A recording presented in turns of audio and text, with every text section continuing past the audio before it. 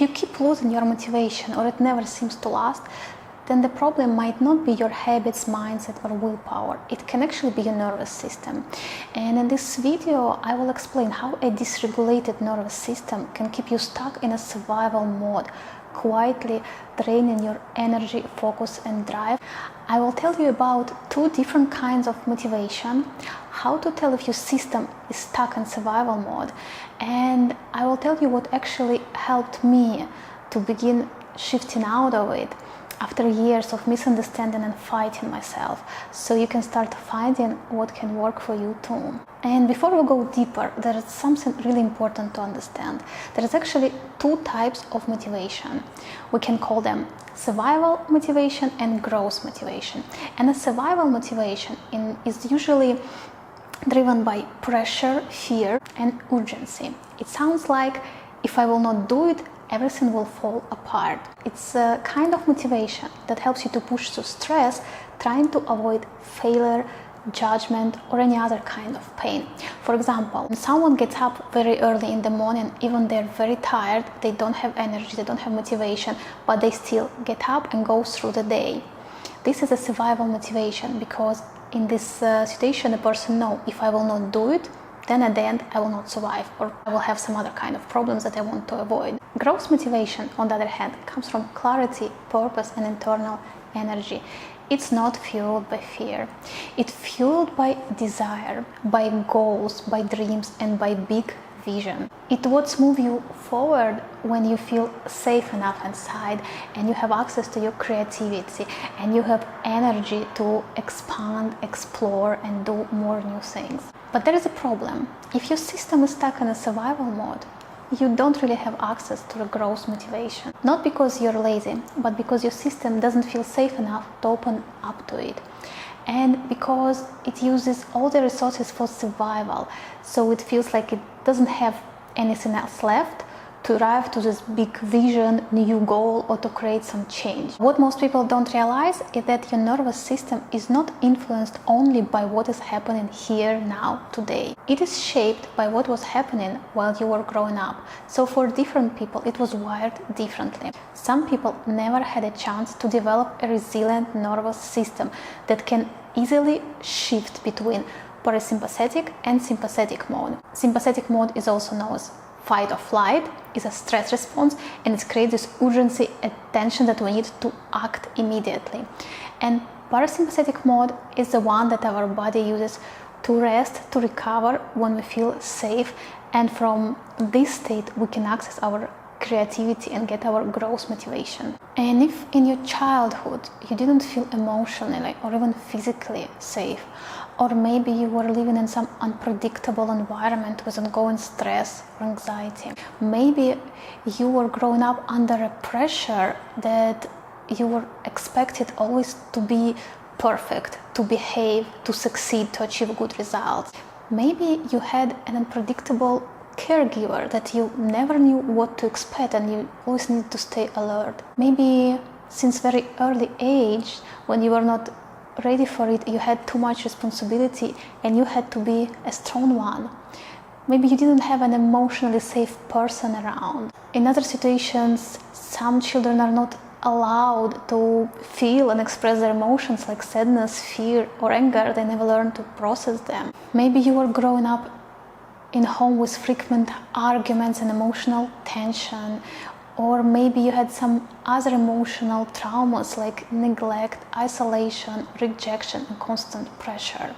All this kind of emotional traumas, ongoing stressors, and other unsafe and unpredictable environment can influence you in a way that your nervous system is adapted to stay in survival mode, overactive, sensitive, and always searching for danger. And the tricky thing is that as kids, we don't even realize it. We think that is normal because we've never had any different experience. And if your nervous system never learned to be resilient, it doesn't know how to calm down and how to recover.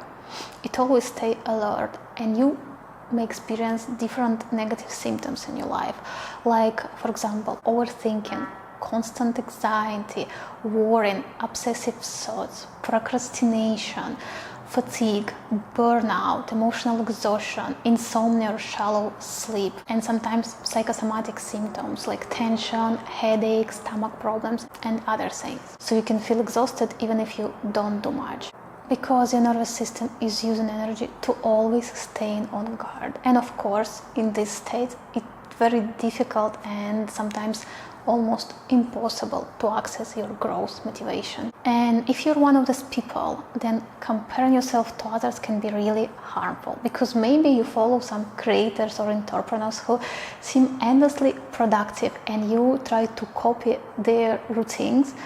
It will not work for you, because you don't know their history, their childhood, their nervous system, their emotional baseline. You coping, you failing, you blaming yourself, and like this you can never move forward. So the only way to actually change something is stop comparing yourself and start accepting and understanding how your nervous system works, and find a way how can you do what you really want to do by doing what actually works for you. And I'm not saying this just from some theory. I have this problem, and I went through the cycles of burnout so many times, and from the periods of harsh self-criticism and blame and guilt and shame and all this over and over again, until I found my way out of it. When I completely changed my approach, I first started to get my energy back, and then my motivation. And I could have changed and done so much more that I was able in the past when I was pressuring myself. And this approach is very different. It still requires discipline, but not the one when you force yourself to do more. This is a discipline of learning new approach, new relationship with yourself, and creating very different habits. So now when you know it, how can you actually help yourself? First thing is to start with acceptance, because when you constantly criticize on yourself, your subconscious mind and your body feel like they're under certain threat. What you need instead is your compassion and gentleness. Check your self-talk. How does it influence you? Do you feel better, more calm and relaxed? Or are you getting much more stress for how you talk with yourself? If you see that this is your problem, I have quite a lot of videos that can help to change relationship with yourself, about self-love, self-acceptance and inner critic. I will link playlist, you can check them and use the tools and advices, and it will be very helpful. The second step is creating space for recovery. And if inner critic and your self-talk is the inner source of stress and pressure, the second thing is to look for external sources for pressure. It's you need to reduce stimulation that you have and find space of zero or low stimulation, like go for a walk without using your phone at this moment. Find some peaceful time when you just sit, do nothing, and not using any distraction, again, like your phone or something else. And things like mindfulness and meditation should become your best friends. And I wished I would have realized it sooner. So don't make my mistakes. Try to understand how big of a change you can have just by adding some habits. 10, 15, 20 minutes of present meditation or mindfulness can change your state so much that you will be really surprised. You can feel some resistance because maybe it's boring, or maybe you feel uncomfortable, because if your nervous system is in this tension, it can feel uncomfortable to sit doing nothing.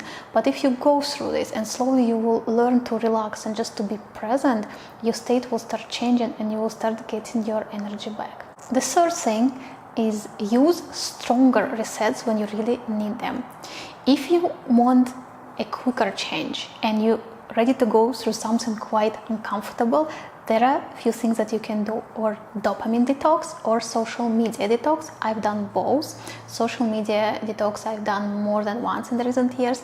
I recorded video of each of them. It's something that can help you get your energy and motivation very quickly, just in a few days, 1 week maybe. But it requires some discipline and some readiness to stay with boredom and other negative feelings that will start coming. If you're interested, check my videos. The fourth thing is to rethink your daily habits. One of them is how do you start your day, because that's actually the most important minutes and hour that can influence how you feel till the rest of the day. If you take in your phone immediately, On top of the cortisol that you already have when you're waking up, you add this quick hit of dopamine that your system is not ready.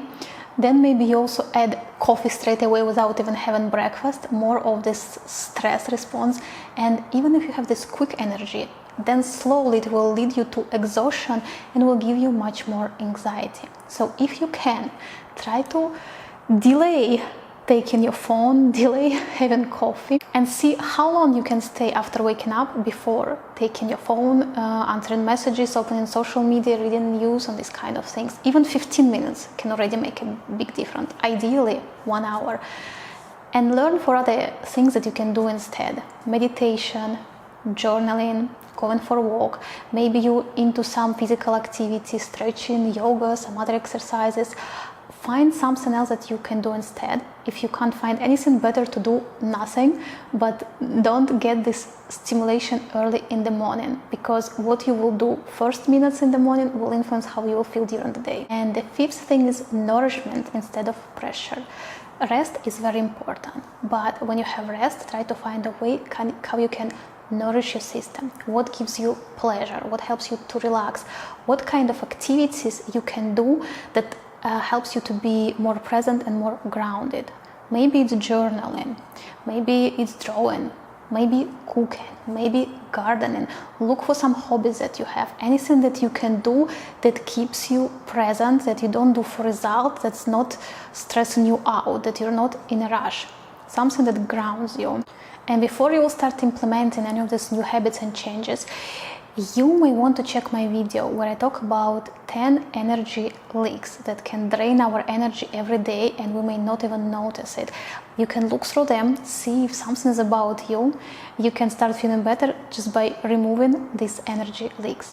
If you want to go even deeper in this topic, if you see that this is your problem and you realize that how your nervous system is wired were caused by your childhood experience, stressful, emotionally traumatic, maybe something is still hidden in your subconscious mind or in your body that your energy is used to suppress it, you can look to childhood trauma healing. I have a video about the Murray method. I reviewed the book and the method that I used for my own healing.